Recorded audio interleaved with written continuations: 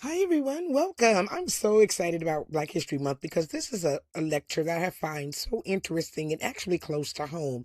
When you see ambulance services, you never ever know, or we weren't taught in school most of the time, that the first ambulance service was called the Freedom House Ambulance Service. And it was actually 25 black men in the state of Pittsburgh who founded this organization and who worked to really meet the needs of their community. You see, in the 1960s, well, you can imagine it was a lot of civil unrest and a lot of racism, and black people were not getting the medical care that they needed.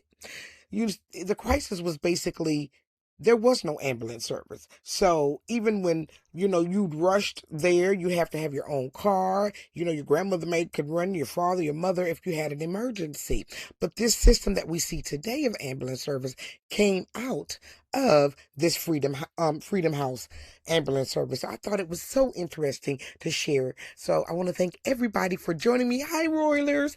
Thank you all for joining me. And if this is your first time, welcome. Would you consider joining the family? Hit that like, share, and subscribe button. It helps us. Now, we talk about the Royal Black and Elite here and culture and all types of subjects. So I thank everybody for joining me. Now, let's get into our discussion. We want to start with Peter and the Safar because he was very instrumental in training these 25 black men who would go on to work for the Freedom House enterprises, and then of course the ambulance service. So again, as I was saying, you really couldn't get the medical care that you needed during the early 1960s. And so he identified these people, these 25 young men, to go into the community to train them in order for them to get the immediate medical care they needed there in Pittsburgh. Now, who was Dr. Safar? He was really a genius. He created the CPR. And so, he did a lot of work, and he helped them through funding through the federal government and from the city to launch the Freedom House Enterprises, where the ambulance service came about. And this was in 1967, and it was a job training program. Isn't that amazing? I think that is just so amazing. But they didn't just drive the car. I mean, drive it was kind of like a van. It looked like a little white van. It wasn't anything spectacular they were driving around in, but it met the need. It had enough room to put a gurney back there. And they were trained on advanced CPR, cardiac care, airway management, defibrillation, trauma stabilization. So they weren't just playing. They really knew what they were doing. Now, Dr. Safar trained them, and a lady named Dr. Nancy Carolyn trained them, and they did numerous hours learning how to do it. Now, the result actually was extraordinary because survival rates improved immediately, response times were faster, patients arrived at hospitals stabilized rather than deteriorating. Hospitals began to trust them, doctors began to trust them, so they really did well. So they weren't just glorified ambulance drivers, they were actually back there doing the work. Now, because of this model, this was our first generation of paramedics in American history. Again, it was 25 of them. And they took that model from the Freedom House program, and it became a national prototype all over the country. Their work directly influenced what would later become the standard EMS system here in America. This model trained a lot of paramedics, and they would deliver special care, advanced care before the people would arrive. So before, when ambulance came to pick you up, it was really just to take you there. You were cargo. It was not that they were going to try to save you or do anything, but because of Dr. Safar teaching and because of the CPR and them learning all those skills, you could arrive almost okay.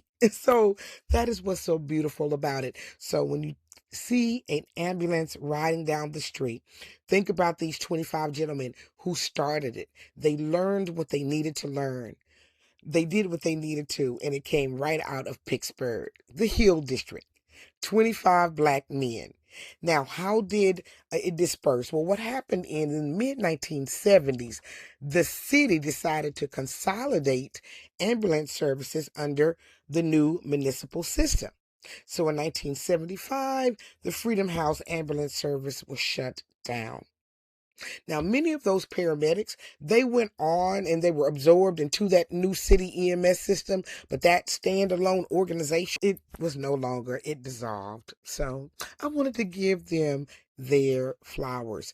And it's near and dear to my heart because my son started his career as a paramedic.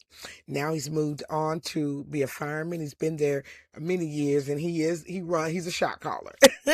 So have you ever considered, or do you know anyone who's a fireman or a paramedic? Put it down below. Put some hearts and love. Let's show our appreciation for them. But I wanted to say that is a great career for people to consider. It pays well. It has great retirement. And so, I think that's a great career that you should talk to your son or daughter, any of them about. He's had a wonderful career because of it. And because of these gentlemen, we can now talk about it today. And though their names are not often mentioned, I want to mention some of the more prominent ones. One name is John Moon. Another one is Mitchell Brown. Another is James McCoy. Another one is John Metz. And the other one is William Beal Brown. Now, if you want a full list of all 25 names, they're at the University of Pittsburgh Archives and at the Hayes History Center in Pittsburgh and at the Smithsonian exhibit of the original EMS. They were in existence from 1967 to 1975. So I want to thank you all for joining me. I hope that you enjoyed another great episode of Royal, Black, and Elite. Now, as you know, my lectures are for educational and entertainment purposes only, and the Fair Act use is in effect. Now, you all continue to learn, like, share, and subscribe, and push this through the algorithm. Let the world know that every time they see an ambulance, it was because 25 black men in Pittsburgh were trained and their system was duplicated all over the country. So I want to thank you all for joining me. Have a great day. Now keep learning. I put some other medical ones. I think you all will love that. At least YouTube think you'll like this video that's coming up next. Have a great day and thank you all for